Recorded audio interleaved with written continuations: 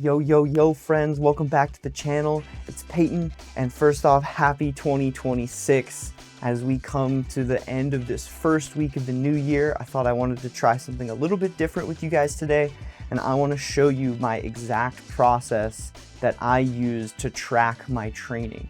If you're new to the channel, I'm Peyton Hanna. I'm a professional parkour and freerunning athlete. I've been training for 11 years, and I train competitively.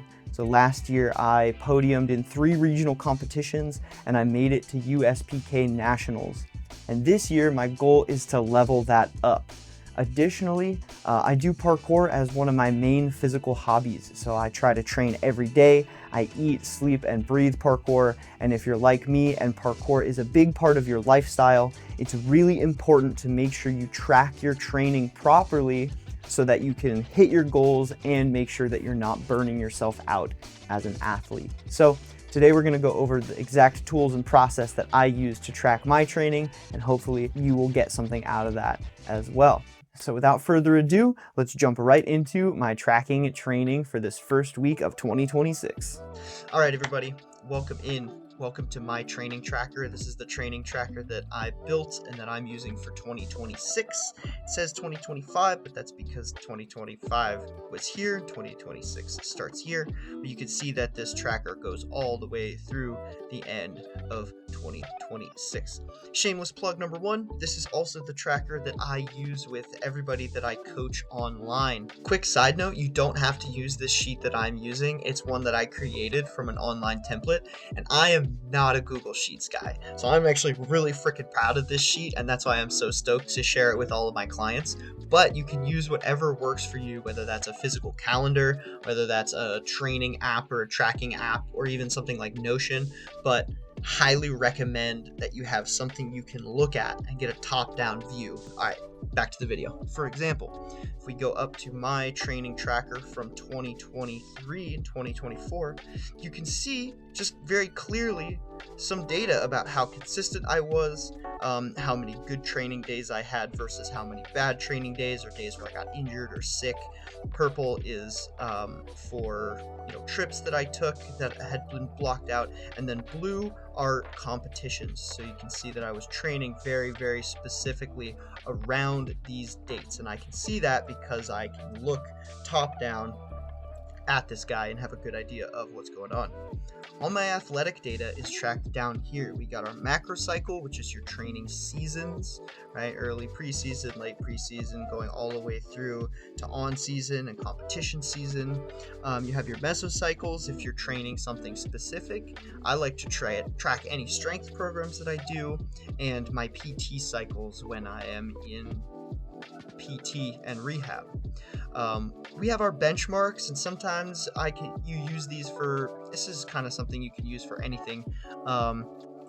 If you like to add notes, which I do, you can add notes in these benchmarks, and you can also add links or add video links. So if you ended up getting some really, really sick clips that you like and that are indicative of your training, you can just pop them right in there. With that being said, let's jump into training for 2026. So I'm going to do a bit of a session 0 here. This is what I do with all of my online clients as well to help them track their training. First, we're going to go up here. We're going to get all of our stuff. So my name is Peyton Hanna. I don't know if you know that. My team/gym currently is Dynasty Fitness.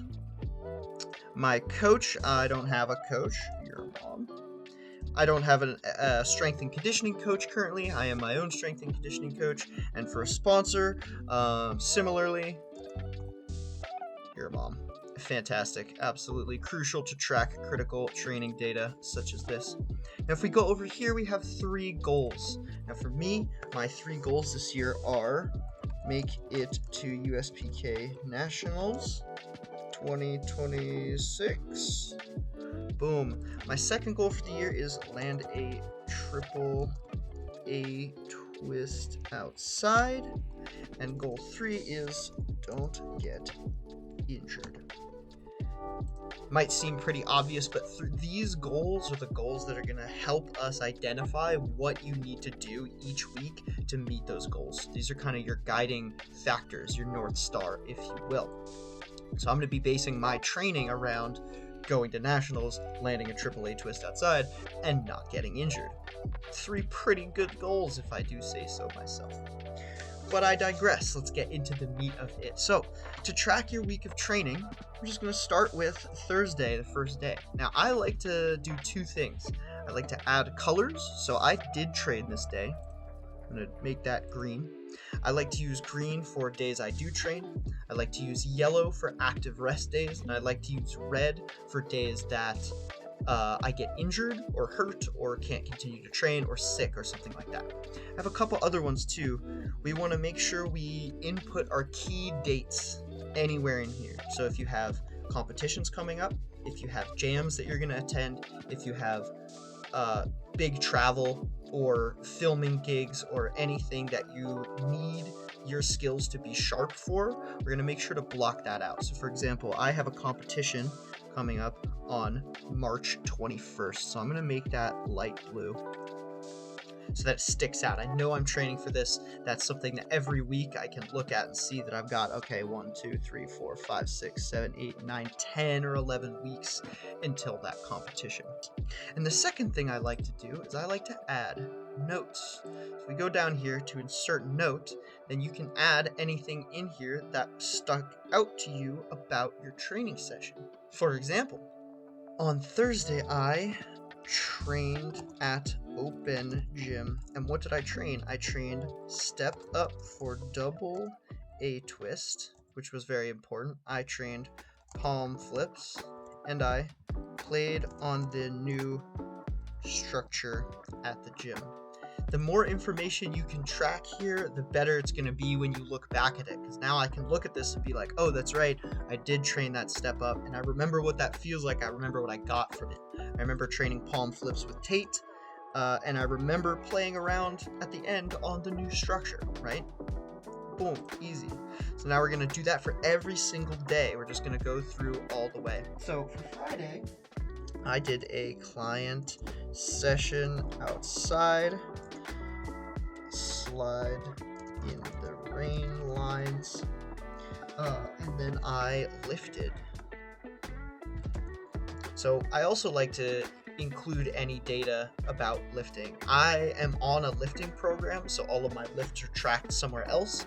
But this Friday, I went to the gym just on a whim, and so I did deadlift, trap bar, jumps.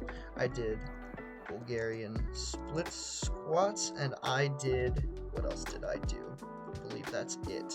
Cool, so now that's tracked. Next day, what did we do? Saturday, we did train. We did an outside client session, sliding lines in the rain again. And then later on that day, I went for a recovery walk, because recovery is training. We're going to make that green because green is for winners. This Sunday, this is an interesting one, so we're going to make that light yellow because I believe that rest is training. So when I look at this, I want to see that I did something that day, and what I did that day was rest. So we make a quick note of that. We're going to go coached my students at the gym, active rest day, only 3 flips. I did 3 flips at the gym just to stay sharp. Boom. And I've notated that. Bam. And we're going to do the same thing for Monday. What did we do? We did train. What did we train? Oh, great question. We did an outside client session, made 3-piece combos with flips, and then we lifting.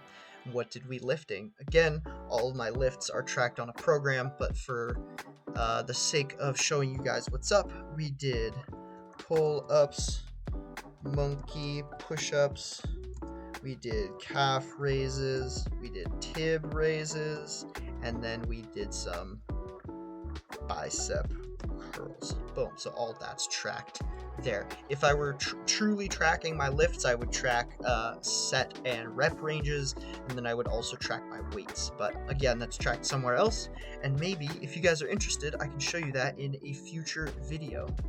Cool. And then Tuesday, today, as I edit this video, I have done nothing. This is a passive rest day, so I'm going to keep that blank. The reason I do this is so that when you look back at your training, and you can see exactly how much blank space you have, right? It's like, oh wow, I didn't train Saturdays for all these weeks in a row, or like, dang, I guess Thursdays are when I tend to take time off. So you get this sense of how your training evolves over time. One of my personal goals for this year is to minimize white space. Obviously, we need to take as much rest as we need in order to recover and train good, but I would like to not slack off. All right, y'all, that's my week 1 of training. Stoked to have 4 good days of training and 1 active rest day and 1 passive rest day. I would like to do this every week for the rest of the year, so let me know if this video has been helpful for you, if you got anything out of it, because I'm going to be here every week. I got to get better at talking to the camera. That's what Jacoby tells me, so this is a great way to do that. And let me know if you have any questions or if I can help you with your training in any way.